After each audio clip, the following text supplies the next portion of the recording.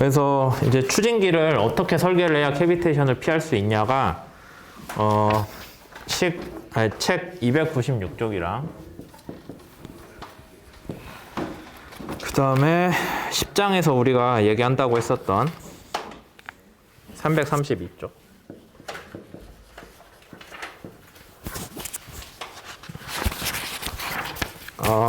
332. 그 다음에 잠깐만, 앞에 하나 더 있어야 되는데. 캐비테이션 여기가 아니구나. 네, 뭐 그 정도 나와 있습니다.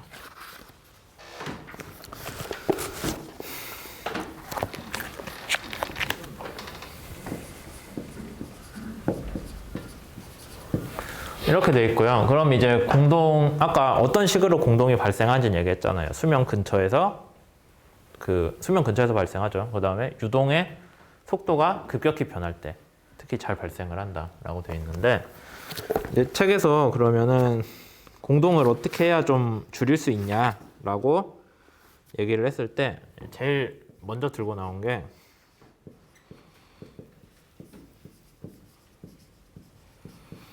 브릴 차트라고 있거든요.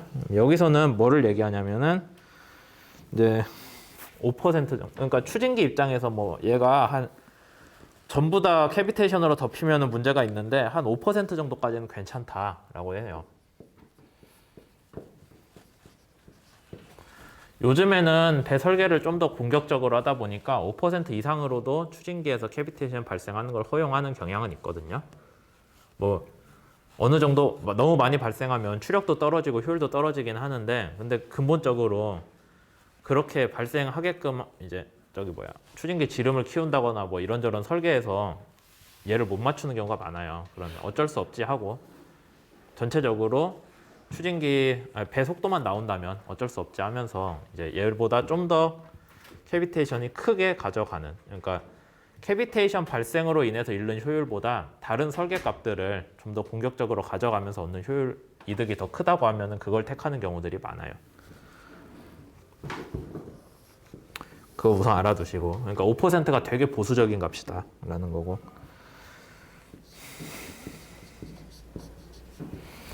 가로축은 0.7 아래서의 캐비테이션 수인데 식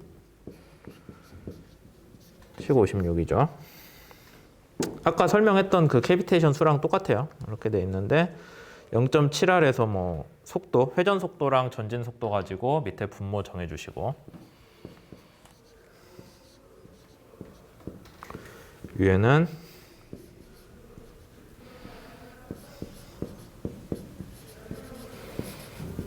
이렇게 됩니다. 다만 한 가지 빠진 건 뭐가 있어요? 얘는 고려를 안 해주는 거예요. 그러니까 이게 뭐 식이 잘못 나왔다가 아니라 그 브릴이란 사람이 자기 차트 만들 때 이거 그냥 빼놓고 하기로 한 거라서, 그렇죠? 그 사람한테 가가지고 왜 이거 뺐냐고 뭐라고 해봐요. 나는 이거 빼고 차트 만들었는데 정도 답을 하겠죠. 지금 사람은 아닌 것 같은데. 하여튼 그래서 식 56 됐고, 그 다음에 타우 C.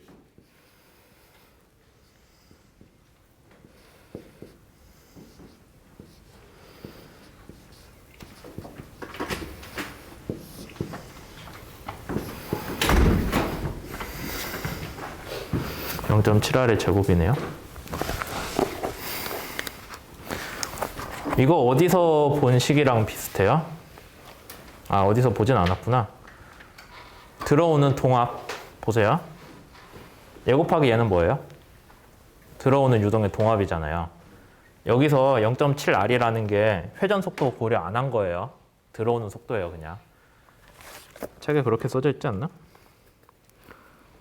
네, 그냥 전진 아닌가? 여기도 VR이구나. 미안. 그러면 똑같잖아, 얘랑. 들어오는 그냥 속도라고 보시면 돼요. 회전 속도까지 포함해서. 그렇게 했고, 그 다음에 그거 곱하기 얼마예요? 면적이잖아요. 그러면 동압 곱하기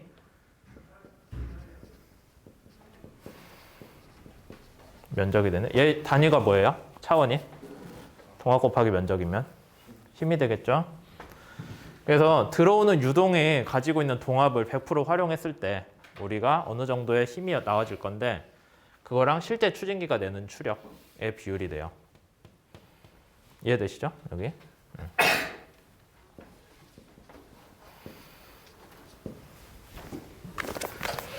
그래서 여기 차트에서 자세히 보시면은 실선은 뭐라고 돼 있냐면은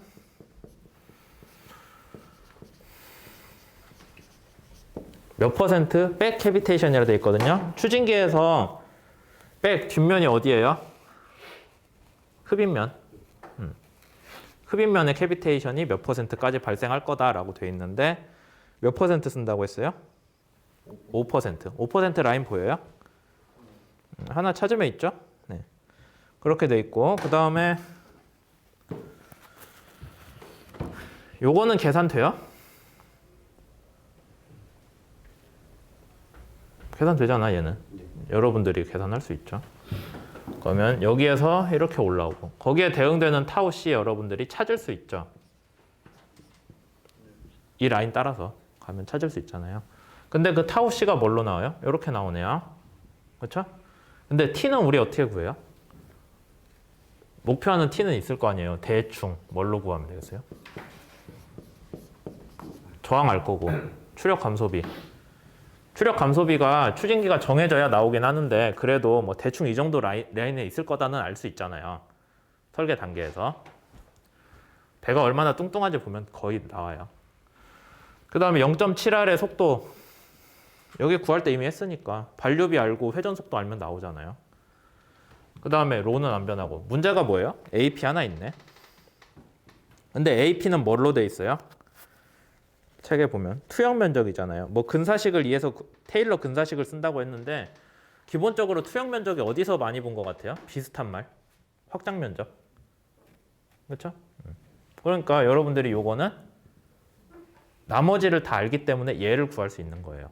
불일 차트에서. 요걸로 시작해서 가서 얘 구하는데 나머지 대충 아니까 얘가 짠하고 나와요. 그럼 얘를 가지고 뭐를 구하면 된다? 추진기의 투영 면적. 추진기 투영 면적이면 결국엔 뭐에 대한 얘기예요? 이 면적, 그쵸? 디스크에서 이 면적이면 여기 코드 길이들의 적분이잖아요. 아니면 확장 면적비로 우리가 서로 왔다 갔다 할 수 있고. 그래서 이제 이걸 보면은 아주 정확하진 않지만은 어떤 거 기준으로? 캐비테이션 기준으로 몇 퍼센트의 캐비테이션이 예상된다를 기준으로 여러분들이 뭐를 구할 수 있다? 프로펠러 날개의 코드 길이 아니면 확장 면적비에 접근을 할 수 있다가 나오겠죠. 여기에 대해서 좀 더 간단한 식은 종합 설계 때 나오고 제가 그거는 따로 올려놓을게요. 수업 자료에다가. 이거 불일 차트 그대로 써가지고 여러분들이 조별 과제 하셔도 되고 아니면 뭐 좀 간략한 다른 방법이 있다면은 그걸 가지고 해도 되는 거죠. 어우 힘들다. 뭐 그 뒤에 보면은 공동에 대한 변동 압력 과정 뭐 기준을 이용해 갖고 한다고 하는데 그것까지 여러분들이 보실 필요는 없을 것 같아요. 시간이 없거든요, 지금. 그렇게 돼 있고 10장에서 넘어갑시다. 이제.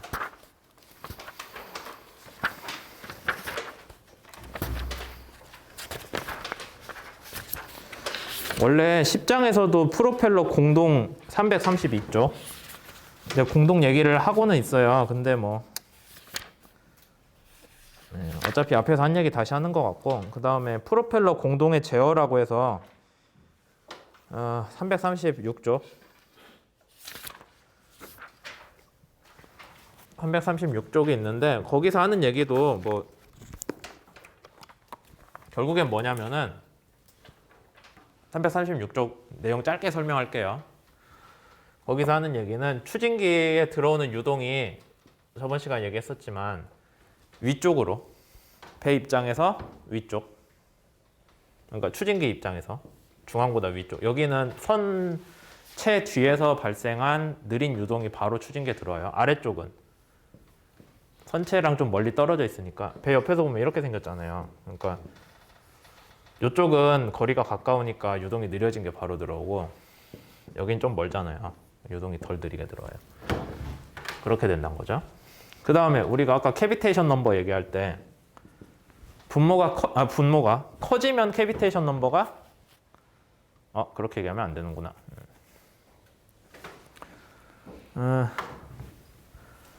캐비테이션 넘버가 작을수록 잘 발생해요. 캐비테이션이.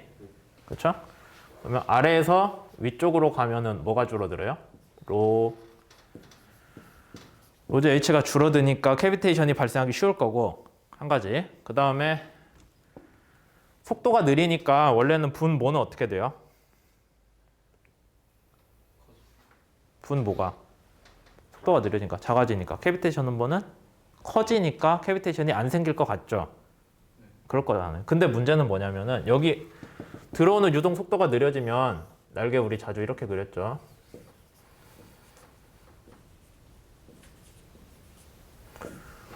회전 속도는 그대로인데 들어온 속도가 느려지면 뭐가 커져요? 날개.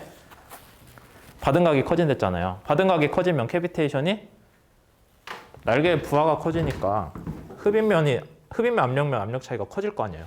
받은 각이 커지면. 그러니까 흡입면이 압력이 더 낮아지겠죠? 그래서 유동 속도에서 유동 속도가 줄어서 캐비테이션 넘버가 커지는 것보다 그냥 애초에 날개 자체가 받은 각이 커져서 캐비테이션 발생이 더 쉬워져요. 그걸 감안을 하면은 여기 느린 구역은 캐비테이션이 잘 생길 수밖에 없겠죠. 로즈 H도 작고 위쪽이니까. 그 다음에 날개 받은 각도 커지고 그런 문제들이 있기 때문에 이제 여기가 급격히 느려지면 딱 여기서 캐비테이션이 발생하기 쉽다. 그러면은 우리가 이 위치에서 캐비테이션이 안 발생하게 설계를 하면 되겠구나 라고 접근을 하는 게 책에서 얘기하는 그런 이제 추진기 설계 변동 압력 해석이라고 보면 돼요. 그러니까 추진기가 돌 때 여기서는 괜찮은데 여기서만 문제가 된다. 그러니까 여기에서 캐비테이션이 안 생기게 하는 변동 압력을 줄여서 그렇게 접근을 하는 게 책에서 얘기를 하는 거고, 그렇게 하려면은 추진기를 잘 설계하는 것인데 또 하나는 뭐가 있겠어요? 여기 유동이 안 느려지게 설계를 해야 되잖아요. 그게 이제 책에서 얘기하는 10.5절에 나오는 반류 분포 평가표에서 하는 얘기예요. 식은 복잡한데 기본 개념은 그거예요. 여기가 너무 압력이 크게 변하지 않도록 해야겠다라는 얘기. 이렇게 돼 있고, 이제 원래 수업 때 제가 얘기를 했어야 되는데 못한 게 10.3.6에 추진기 설계 시 고려사항이거든요. 선종별.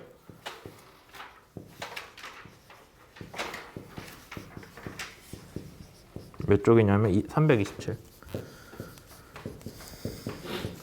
선종별 추진기 고려사항이 엄청 중요한 얘기는 아니긴 한데 그래도 수업 중에 한 번은 다뤘어야 되는데 제가 이걸 다룰 시간이 없어서 못했어요. 근데 시간이 된다면은 저기 나중에 중간 3 끝나고 수업 시간에 어떻게 빼가지고라도 좀 할게요. 이 부분은 뭐 시험에 중간 3에는 못 내지만 당연히 근데 중요한 얘기라서 해야 될 것 같고, 그 다음에 다음 시간에 중간 3 보시고요. 그 다음에 월요일날 볼 거고요. 그 다음에 수요일이랑 그 다음 월요일에 나머지 수업 조금 더 할 건데 뒤에 보면 특수추진기랑 시운전이거든요. 근데 사실 특수추진기는 할 얘기 별로 없고 시운전도 그렇게 할 얘기가 많진 않아요. 그러면 1시간 정도 잘하면 남을 텐데 그 시간에는 저기 여러분들 추진기 설계하는 거 조별과제 그거 이제 아마 지금까지 했으면은 어느 정도 틀은 잡혔는데 마지막 부분이 잘 못 넘어간 조들이 있을 거예요. 엔진 선택하고 뭐하고 하는 거. 그거 좀 정리해서 알려드리고 그 다음에 이거 얘기 좀 하고 그렇게 할게요. 네, 그러면은 오늘은 수업 여기까지 할게요.